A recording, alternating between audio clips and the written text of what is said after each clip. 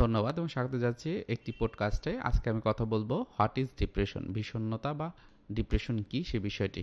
Depression হচ্ছে ইংরেজি শব্দ যার বাংলা হতো বিষণ্ণতা।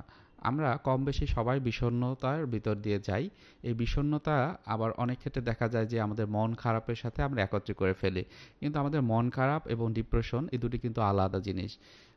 ডিপ্রেশনের ক্ষেত্রে যেটা বলা হয়, কিছু নির্দিষ্ট লক্ষণ কিছু নির্দিষ্ট সময় পর্যন্ত থাকতে হয়, তখন এটাকে ডিপ্রেশন বলা হয়। এখন ডিপ্রেশনের এই বিষয়টিকে আমরা অনেক সময় কি করি যে আমরা মন খারাপ মানেই আমি মনে করি ডিপ্রেশন, কিন্তু সেটা কিন্তু না। মন খারাপ মানে হচ্ছে আমার হয়তো বা কষ্ট, হয়তো বা আমার রাগ, হয়তো বা আমি বিরক্ত, এই কারণে আমার মনটা খারাপ থাকছে।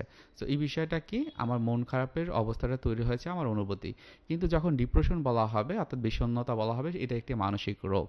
এবং এই মানসিক রোগের ক্ষেত্রে তাকে হয়তো বা অতিরিক্ত পরিমাণে মন খারাপ, কারোর সাথে মিশছে না, কোনো রকমের কাজে নিজে ইনভলভ হচ্ছে না, বিভিন্ন রকমের চিন্তা ভাবনা, অতীতের চিন্তা ভাবনা তার মাথায় আসছে, এবং হয়তো বেশি বেশি করে তার বিভিন্ন রকমের নেতিবাচক চিন্তাগুলো আসে, অন্যকে দোষ দেওয়া এগুলো আছে।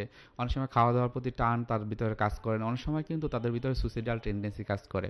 সো এটা হচ্ছে বিষণ্ণতার অন্যতম বেশ কিছু লক্ষণ। এবং বিষণ্ণতার ক্ষেত্রে বলা হয় থাকে, বিষণ্ণতার কিন্তু আবার বিভিন্ন রকম হতে পারে। হয়তো বা অনেক সিজনাল ডিপ্রেশন থাকতে পারে, পোস্টপার্টাম ডিপ্রেশন থাকতে পারে, অনেক সময় আমরা বলি যে ক্লিনিক্যাল ডিপ্রেশন থাকতে পারে। সো এগুলো কিন্তু আলাদা আলাদা কিছু লক্ষণ থাকে যার মাধ্যমে আমরা আইডেন্টিফাই করার চেষ্টা করি।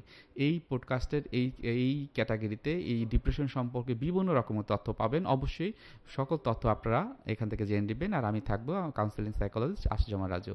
ধন্যবাদ। পরবর্তী ভিডিও দেখার জন্য অনুরোধ করছি এবং অবশ্যই আমাদের চ্যানেল সাবস্ক্রাইব করে রাখবেন।